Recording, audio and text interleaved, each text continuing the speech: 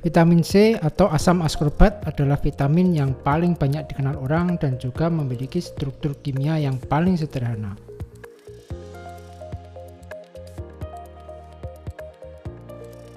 Defisiensi vitamin ini akan menyebabkan penyakit mematikan yang disebut skorbut atau scurvy. Penyakit tersebut menimbulkan gejala kelelahan, ruam pada kulit, pembengkakan di berbagai bagian tubuh, perdarahan gusi, dan bahkan kematian. Asam askorbat atau ascorbic semata berarti tanpa skorbut.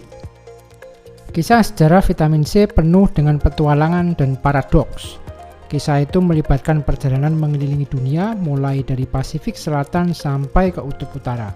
Skorbut sudah dikenal sejak beberapa abad lamanya dan dikaitkan dengan pelayaran jarak jauh di sekitar abad 16 sampai 19.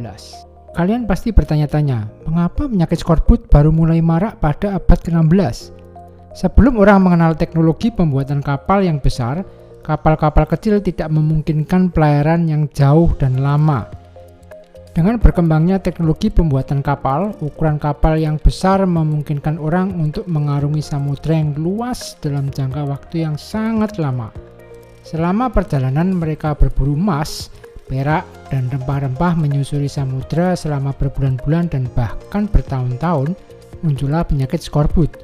Kapten terkenal seperti Ferdinand Magellan sejak awal sudah mencurigai bahwa ada hubungan antara diet yang buruk dengan penyakit skorbut. Selama berlayar, rata-rata ransum para awak terdiri dari biskuit dan daging yang diasinkan, tanpa buah segar sama sekali. Sejak abad ke-16, sebenarnya sudah cukup banyak orang yang percaya bahwa buah, terutama jeruk dan buah-buahan sitrus lain, dapat mencegah dan mengatasi gejala skorbut. Tapi tidak seorang pun tahu senyawa apa yang ada di dalam buah-buahan itu yang mampu mengatasi skorbut. Pada tahun 1734, Dr. Johannes Bachstrom, seorang dokter dari Belanda, mengatakan bahwa ada suatu faktor anti-skorbut pada sayuran dan buah segar, dan merekomendasikan agar semua orang mengkonsumsi buah segar lebih banyak. Di sekitar tahun yang sama, Angkatan Laut Inggris yang pada saat itu berperang melawan Prancis dan Spanyol menugaskan Dr. James Lind untuk mengatasi persoalan skorbut yang melanda para pelaut Inggris. Eksperimennya membuktikan dengan sangat jelas bahwa buah jeruk mampu mencegah dan mengatasi skorbut, dan dengan demikian meningkatkan kesehatan dan ketahanan pelaut Inggris. Namun baru pada tahun 1920, Sir Jack Drummond, seorang profesor biokimia dari Universitas College London, menemukan bahwa senyawa tersebut ternyata adalah asam karbohidrat. Dan karena kedua jenis vitamin sudah ditemukan sebelumnya, yaitu vitamin A dan B, maka Drummond menyebutnya sebagai vitamin C. Vitamin C berperan penting dalam sintesis kolagen, yaitu protein matriks jaringan ikat yang menjadi rangka banyak organ di dalam tubuh kita, memberikan bentuk pada berbagai struktur tubuh kita dan melekatkan jaringan yang satu dengan yang lainnya. Kolagen adalah struktur organik pembangun tulang, gigi, sendi, otot, dan kulit. 30% total berat protein dalam tubuh kita adalah kolagen. Tanpa vitamin C, maka sintesis kolagen akan terganggu. Selain itu, vitamin C berperan penting dalam sintesis asam amino seperti tirosin, karnitin, dan hormon tiroksin. Vitamin C juga membantu penyerapan zat besi dari dalam saluran pencernaan dan membantu melindungi fungsi sistem imun kita dari serangan radikal bebas.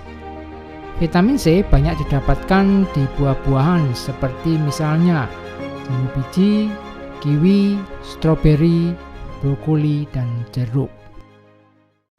Vitamin terakhir yang memiliki catatan sejarah yang erat kaitannya dengan penyakit adalah vitamin D. Usaha menemukan obat bagi penyakit rakitis mengantarkan kita pada penemuan vitamin D. Pada tahun 1650, Francis Gleason, seorang dokter dari Inggris, mendeskripsikan rakitis pada anak berusia 6 bulan sampai 2,5 tahun. Pada saat itu ia tidak yakin apa yang menyebabkannya. Seperti halnya penyakit akibat defisiensi vitamin yang lain, penyebab rakitis susah diidentifikasi pada awalnya.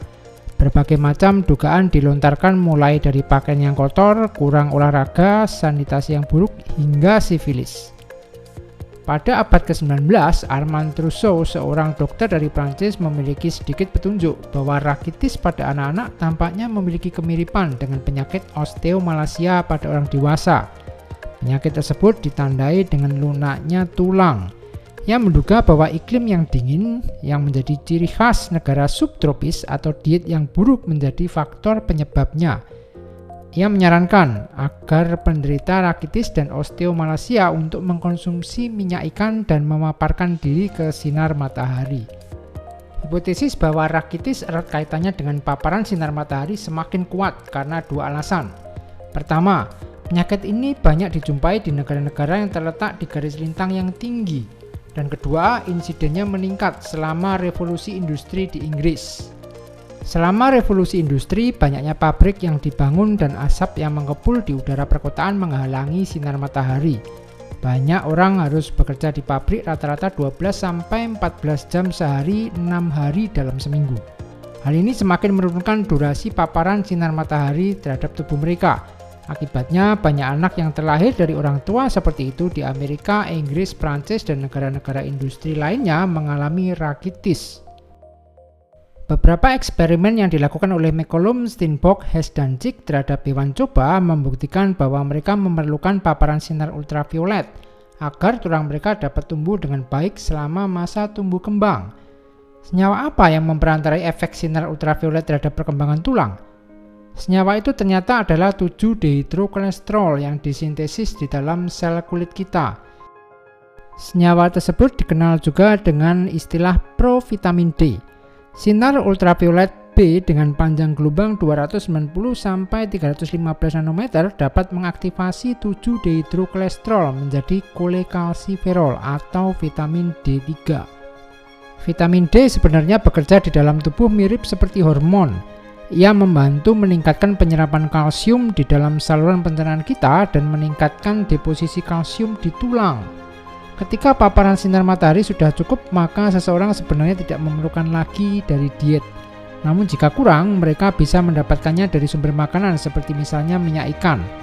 Akhir-akhir ini diketahui bahwa fungsi vitamin D tidak hanya meningkatkan penyerapan kalsium dan deposisinya di dalam tulang, tapi juga terlibat di dalam fungsi sistem imun. Nah, demikianlah kisah penemuan berbagai macam vitamin yang berawal dari usaha para ilmuwan medis untuk mengungkap bermacam penyakit yang umum mereka jumpai di zamannya. Masih ada beberapa macam vitamin yang kita kenal sekarang, misalnya seperti vitamin B2 atau riboflavin, biotin, piridoksin, dan asam pantotenat, yang secara kolektif bersama tiamin, niacin, dan asam folat, serta kobalamin tergolong ke dalam vitamin B kompleks yang berperan penting dalam metabolisme, energi, dan asam amino. Penyakit akibat defisiensi riboflavin, biotin, piridoksin, dan asam pantotenat sangat jarang dijumpai. Semua vitamin tersebut ada di berbagai makanan dalam jumlah yang cukup banyak. Penemuannya oleh ilmuwan umumnya bersifat insidentil pada hewan percobaan di laboratorium. Demikian juga dengan vitamin E dan K yang kasus defisiensinya sangat jarang ditemukan dan umumnya dijumpai pada hewan eksperimen atau pada pasien tertentu akibat efek samping obat atau kondisi malnutrisi secara umum. Vitamin E atau dikenal juga dengan istilah tocopherol berfungsi sebagai zat antioksidan yang ada di membran sel tubuh kita. Ia pertama kali ditemukan sebagai zat anti-infertilitas pada hewan eksperimen di laboratorium. Ia bersumber dari berbagai macam minyak nabati seperti minyak canola, minyak bunga matahari, kacang-kacangan, dan buah apokat. Terakhir adalah vitamin K atau quinon yang hadir dalam dua bentuk, yaitu filoquinon yang berasal dari tumbuh-tumbuhan dan menaquinon yang berasal dari sumber hewani.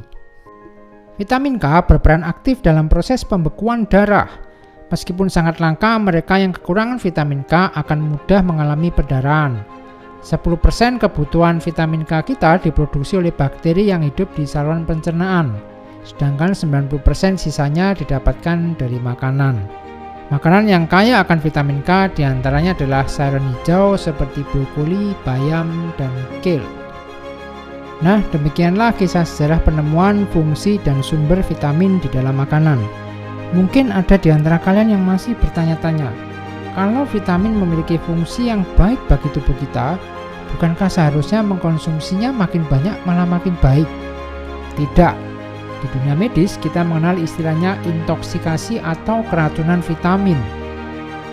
Meskipun jarang dijumpai, keracunan vitamin termasuk ke dalam kondisi yang serius. Tapi tenang saja, tidak semua vitamin dapat menimbulkan efek toksik jika dikonsumsi dalam jumlah yang besar. Vitamin yang memiliki efek toksik umumnya tergolong ke dalam vitamin larut lemak, misalnya vitamin A dan vitamin D. Vitamin A dalam dosis yang tinggi dapat menyebabkan berbagai macam masalah kesehatan serius, mulai dari kerusakan liver, kerontokan rambut, patah tulang, perdarahan, koma, hingga kecacatan pada janin. Sedangkan toksisitas vitamin D dapat menyebabkan deposisi kalsium di berbagai macam organ tubuh, misalnya paru, ginjal, dan jantung. Ia juga menimbulkan gejala seperti mual, muntah, nafsu makan yang menurun, nyeri sendi, sampai tekanan darah tinggi. Nah, demikian video kali ini, semoga bermanfaat bagi Anda. Di video berikutnya, kita akan membahas berbagai macam mineral, fungsinya bagi tubuh, dan sumbernya.